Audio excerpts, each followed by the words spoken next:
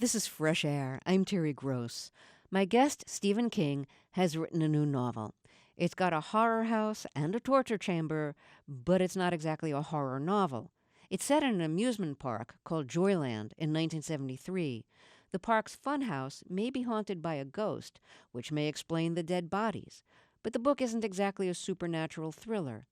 King's new novel, Joyland, combines elements of crime, horror, and the supernatural. The main character is a college student who aspires to write for The New Yorker. After his heart is broken by his girlfriend, he wants to get away from his life in New England and takes a job in North Carolina at the Joyland amusement park, where he enters a different world. Joyland is published by the small press Hard Case Crime, which publishes new hard-boiled crime novels as well as lost ones from the past, with original cover art in the style of old pulp fiction paperbacks. We're going to talk with Stephen King about the new novel and lots of other things. Stephen King, welcome back to Fresh Air. It's really a pleasure to have you back on our show. I would like you to start with a reading from Joyland, and there's probably an official word for this page. The detective books I used to buy when I was like in my early teens used to have this kind of page. It's like a page with a lot of like drama in it. I want you to read that page. Hi, Terry. It's a pleasure, and this is the tease for Joyland. I stashed my basket of dirty rags and turtle wax by the exit door in the arcade. It was 10 past noon, but right then food wasn't what I was hungry for. I walked slowly along the track and into Horror House. I had to duck my head when I passed beneath the screaming skull, even though it was now pulled up and locked in its home position. My footfalls echoed on a wooden floor painted to look like stone. I could hear my breathing. It sounded harsh and dry. I was scared, okay? Tom had told me to stay away from this place, but Tom didn't run my life any more than Eddie Parks did. Between the dungeon and the torture chamber, the track descended and described a double S-curve where the cars picked up speed and whipped the riders back and forth. Horror House was a dark ride, but when it was in operation, this stretch was the only completely dark part. It had to be where the girl's killer had cut her throat and dumped her body. How quick he must have been, and how certain of exactly what he was going to do. I walked slowly down the double S, thinking it would not be beyond Eddie to hear me and shut off the overhead work lights as a joke, to leave me here to feel my way past the murder site with only the sound of the wind and that one slapping board to keep me company. And suppose, just suppose, a young girl's hand reached out in that darkness and took mine. That's Stephen King reading from his new novel, Joyland. So, why did you want to write a crime novel? What do you like about that genre as a reader and as a writer? Well, when I was a kid, my mother used to read Earl Stanley Gardner, Perry Mason mysteries, and Agatha Christie's. And I never really cared much for the courtroom drama. The Earl Stanley Gardners and the Perry Masons always seemed, even as a kid, to be a little bit stylized to me and a little bit fake. But I loved the Agatha Christie. The thing that I really enjoyed was that it was all there in front of you, so that when Miss Marple got everybody together in a room and said, this and this and this should have been obvious to me, I'm thinking to myself, well, it should have been obvious to me too. There was a puzzle element to it, and, I just couldn't figure out how anybody could plot that way. And I guess the reason why was because I was never built to be the sort of writer who plots things. I usually take a situation and go from there. So with Joyland, there is a trail that you can follow that leads to the killer. But you know what? If you figured out who it was in advance, you were doing better than I was, because I got near the end of the book before I realized who it was. Uh-oh. You might have been in No, trouble. that's good. I think that's good. Is it? Why? I don't want the reader to feel like this is all a sort of prefab creation. I want it to feel organic, to feel like it grew by itself. I've never seen novels as built things. I have a tendency to see them as found things, so that I always feel a little bit like an archaeologist who's working to get some fragile fossil out of the ground. And the more you get out unbroken, the better you succeed. So this is a crime novel that's set in an amusement park in North Carolina.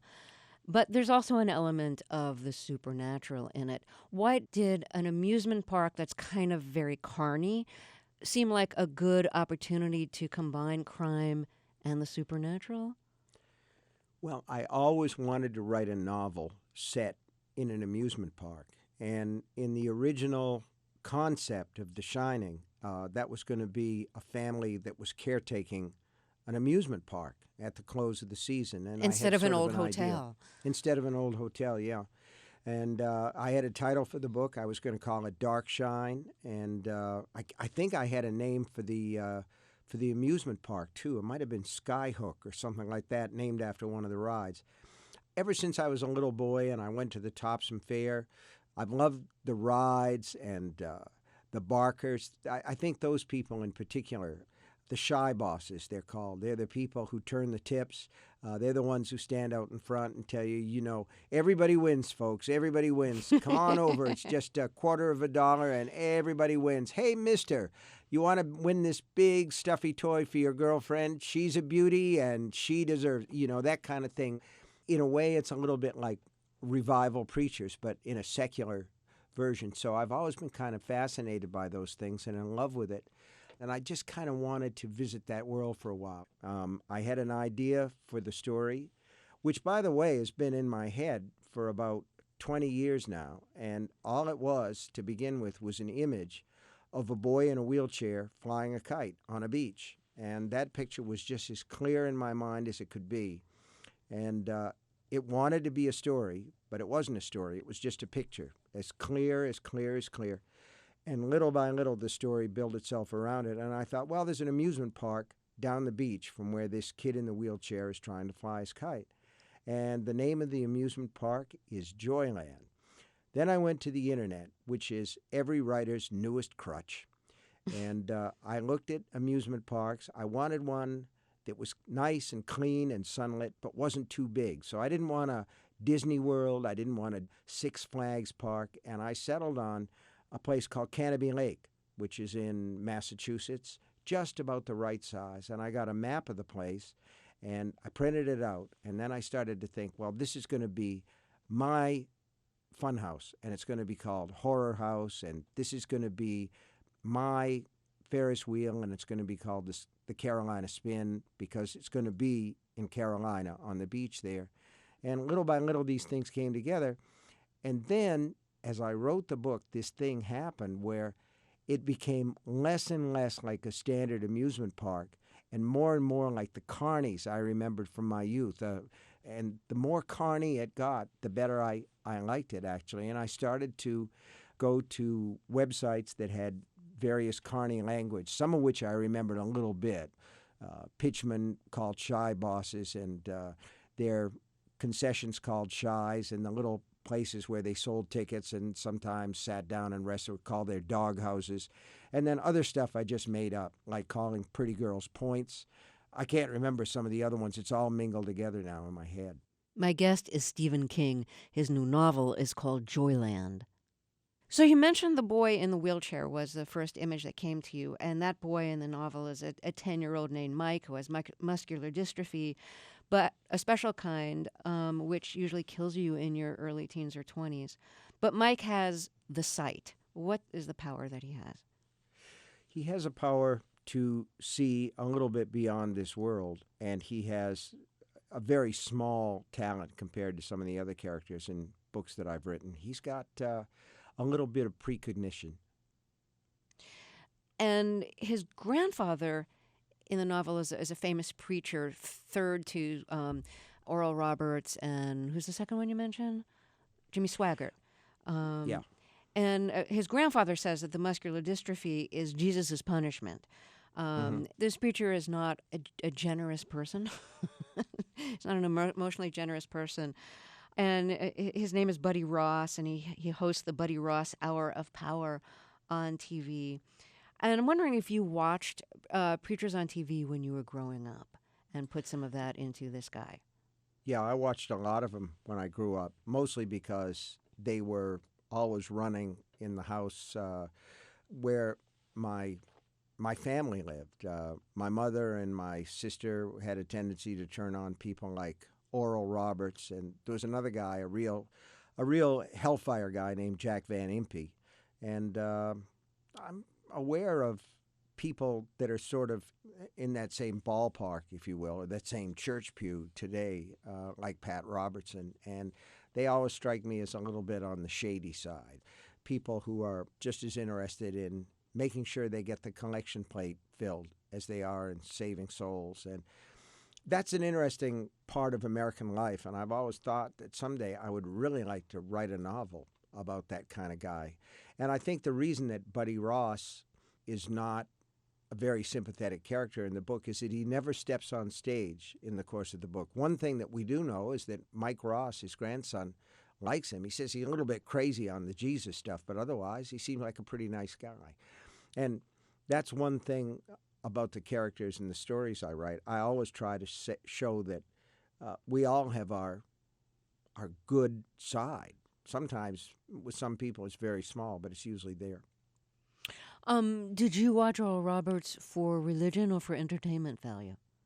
Mostly for entertainment, and also because of the rhythm of speech. I enjoyed all those revival preachers because there's a certain poetry in the way that they speak, and I always enjoyed that.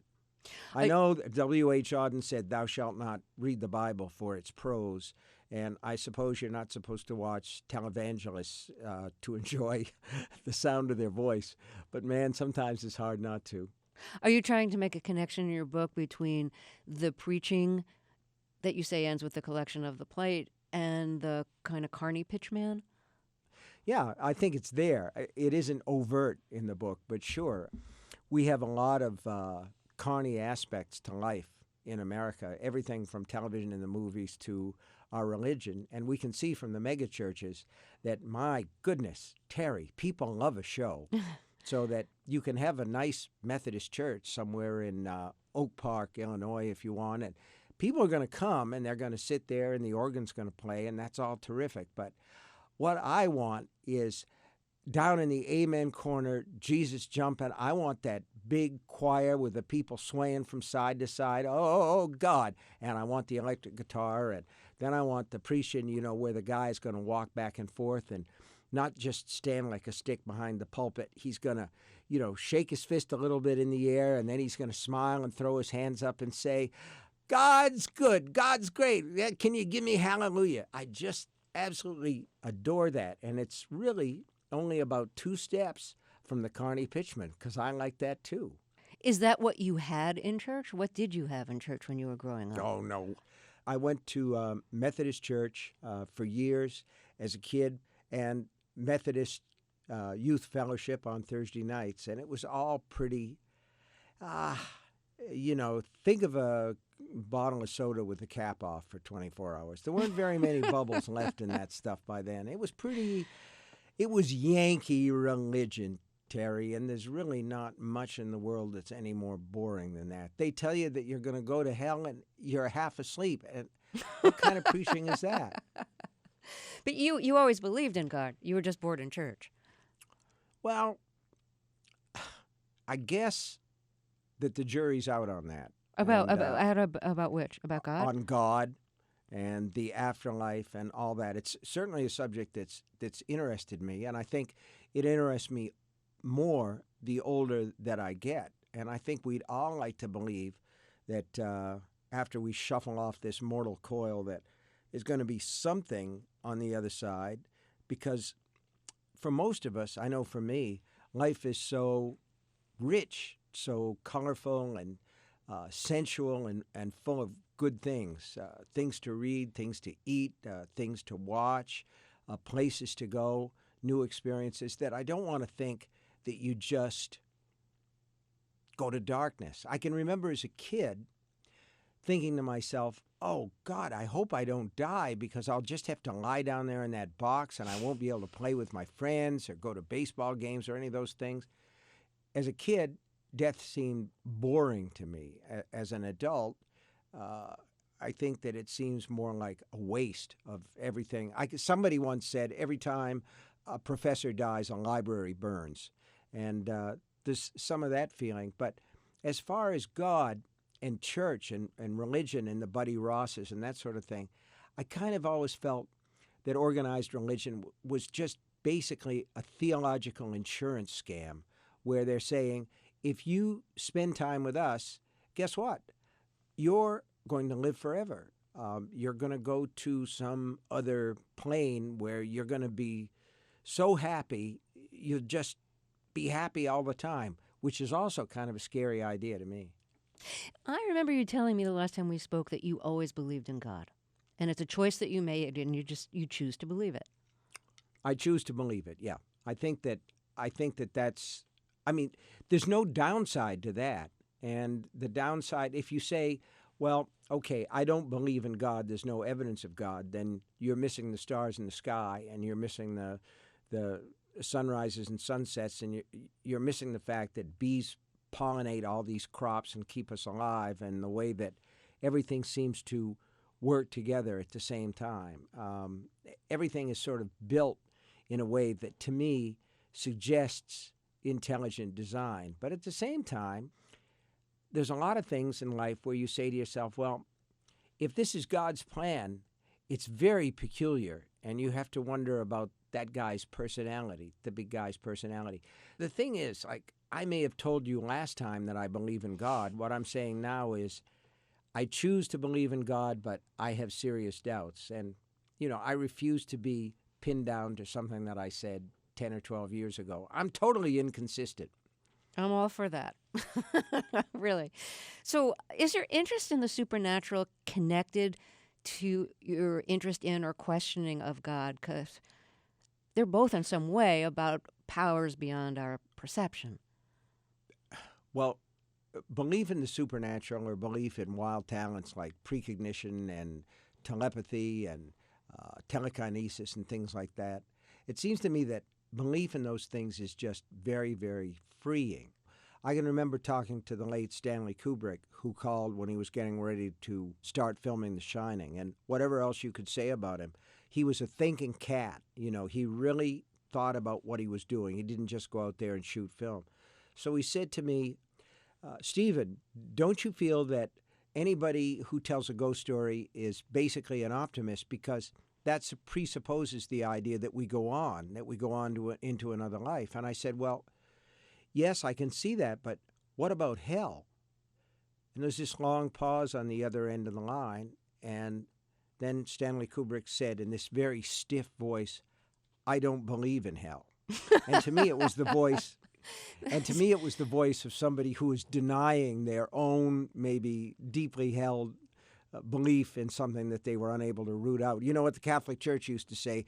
Give them to me when they're young, and they're ours forever. And there might have been some of that in Stanley Kubrick's voice. It sounds very So he selective said, to decide to believe in heaven but not hell. Yeah, I know. Well, it doesn't seem quite fair, does it? It's like only allowing one team to have their batters ups in a baseball game. So he said, I don't believe in hell. And I said, no, you choose not to believe in hell. And that was the only time I ever really spoke to him on subjects theological. Back to the question of whether your interest in the supernatural connects to your thinking about God. And some people I know will hate this question. I'm not trying to compare God to the supernatural. However, they're both about a belief in things beyond our powers of perception. Well, you have every right in the world to connect God to the supernatural, because God is a tripartite being, and one of his beings is the Holy Ghost. We've rearranged that in our minds. I'm sure that Cotton Mather would be rolling over in his grave. So now that you go to church and they'll say Holy Spirit, which comes down to the same thing. But to me, that's a milk-water way of saying what was the original Christian translation of that. God is a ghost. God is a Holy Ghost. And he's there, supposedly, and watches what we do. And he is sort of the ultimate, what can I say, spook, because he's there. He watches you while you're doing this while you're doing that. And I can remember actually being in a Boston movie theater about 12 years ago or so, going to the bathroom in the middle and going into one of those stalls in the movie theater bathroom. And there were posters on all the inside of the stall doors that had Jeff Goldblum from The Fly. And it had this caption that said, "Jeff Goldblum is watching you poop." And he had this horrible, intense look in his eyes. And I was thinking, well, it isn't Jeff Goldblum that's watching us have sex with people that we're not in relationships with, or stealing stuff, or this, or watching us poop. It's God. So that is basically a supernatural theme. I have no problem with collating those two things together. This is Fresh Air. I'm Terry Gross, back with Stephen King, who's famous for his horror novels and stories of the supernatural, including Carrie, The Shining, The Stand, The Dead Zone, and Cujo. A new CBS summer TV series adapted from his novel Under the Dome premieres June 24th. His new novel is called Joyland.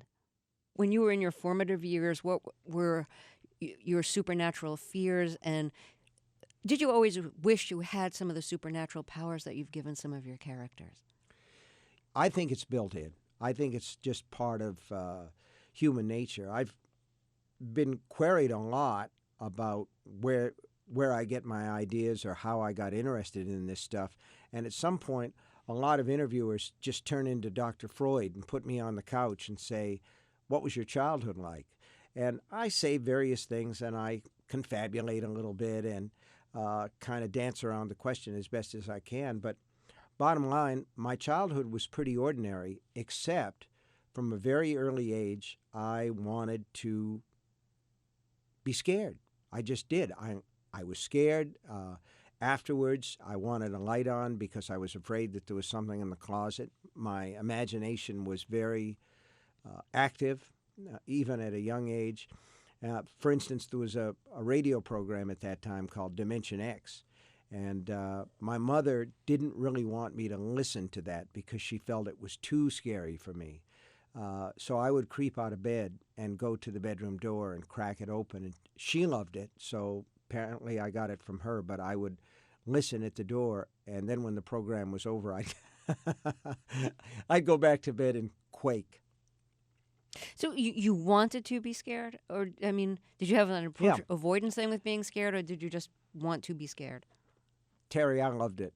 It was a classic attraction-repulsion thing. I wanted to be scared. I wanted that reaction.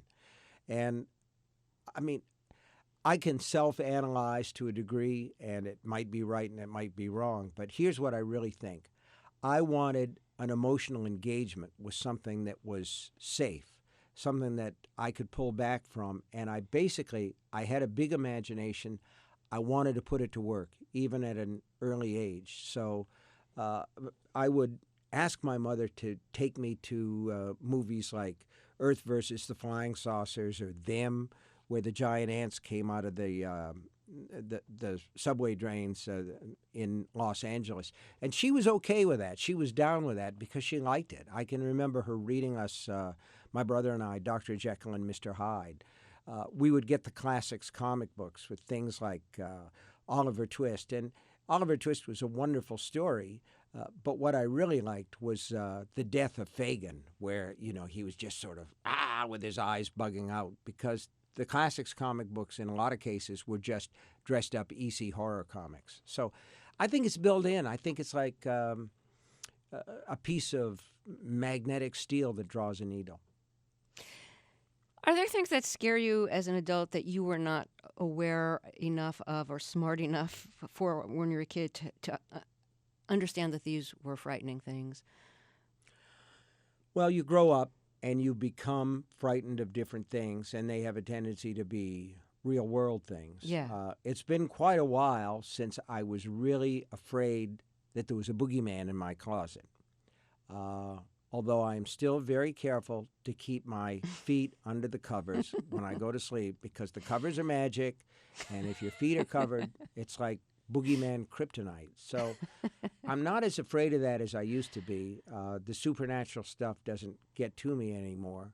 But here's the movie that scared me the most, in the last 12 or 13 years. The movie opens with a woman in late middle age sitting at a table and writing a story.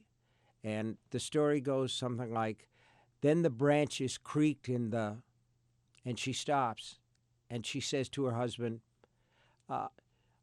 what are those things? I can't think of them. They're in the backyard and they're very tall and birds land on the branches. And he says, why, Iris, those are trees. And she says, yes, how silly of me.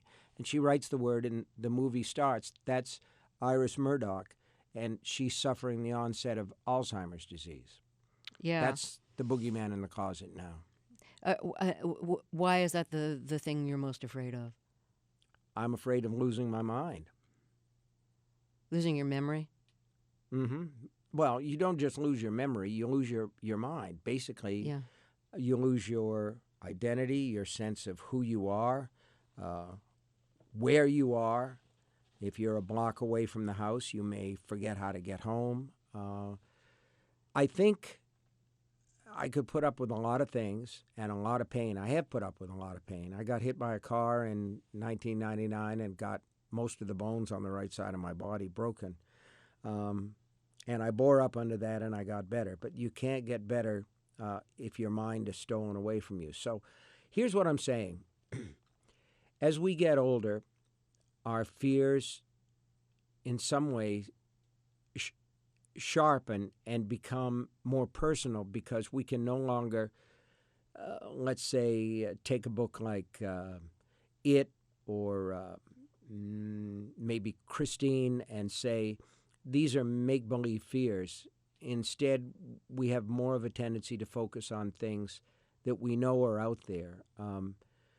We fear for our families. We fear for our mental abilities.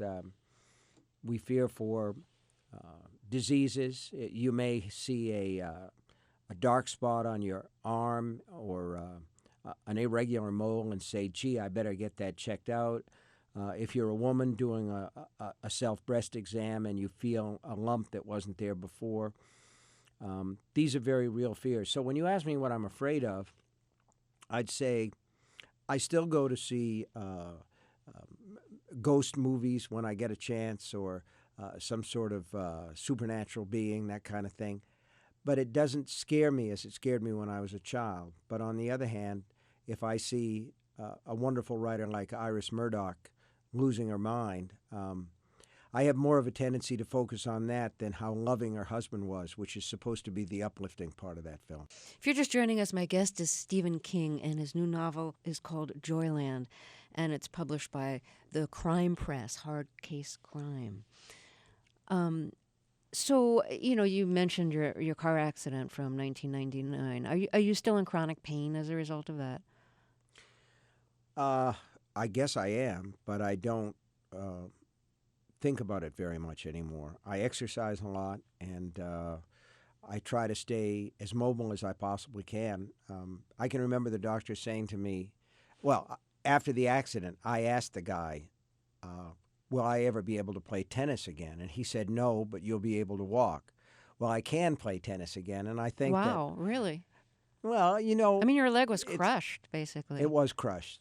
But I think that doctors have a tendency to lowball so that if you get a little more than they say, you say, wow, I'm really beating the odds here. I'm doing a terrific job. But you just go ahead and you do the therapy and you bear the pain because you're told that if you do the therapy and bear the pain, things will get better. And that actually seems to be the case. So one time when we spoke after the accident, you were saying, you had an addiction problem with pills, and you'd kick that. You were clean, and then you're in this horrible accident, and you're on painkillers that are addictive. And much as you wanted to not take them, like after a certain kind of accident like the one you were in, you really need help. You really need painkillers. So were you able to successfully get off of them? Yeah, I had the accident in 1999, and at that time, OxyContin hadn't been on the market very long, 2 years, maybe 3. You could check me on that, but it wasn't a long time. And I was a mess, Terry. I mean, the muscles were just hanging off what remained of my leg, and they talked very seriously about amputating the leg, and ended up doing something called a fasciotomy instead, that let out just enough of the blood and the swelling so that I could keep the leg, but it was broken everywhere. You couldn't even count the breaks. He said, the doctor that worked on me said it was like marbles in a sack, and the pain was terrible. And they said, we have this wonderful drug called OxyContin, and we think that it's going to be a game changer for you. And it was. And I loved that stuff. I loved the fact that I was able to finish the book that I'd been working on called On Writing. The pain was terrible, but the pills made the pain better. They helped the physical pain, but they also cheered you up the way that addictive drugs do. So I would say 2 years down the road post-accident, I was a total junkie again. I was using probably somewhere between 280 and 400 milligrams of oxy a day. And my leg hurt as bad as it ever did because your brain basically wants that dope and refers the pain or creates the pain so that you'll continue to get it. And finally, that just had to stop, that's all. And I kicked it. And it's not for anybody out there who's doing oxy, who thinks you can't kick it. You absolutely can. It's a 3-week process. It's a physical process where you shiver and shake. They don't call it kicking the habit for nothing. But when it's done, and there's no residual urge to use that I ever felt. So I've been clean, totally clean for a long time now. Do you think your writing has changed, or what you want to write about has changed I don't in know. the years I'm on since the the inside. accident? Because at first you said you weren't going to write for a while, but you're still writing. Yeah, but the thing is, when I said that I wasn't going to write or when I was going to retire, I was doing a lot of OxyContin for pain, and I was still having a lot of pain. And it's a depressive drug anyway, and I was kind of a depressed human being because the therapy was painful, the recovery was slow, and the whole thing just seemed like too much work. And I thought, well, I'll concentrate on getting better, and I probably won't want to write anymore. But as health and vitality came back, the urge to write came back.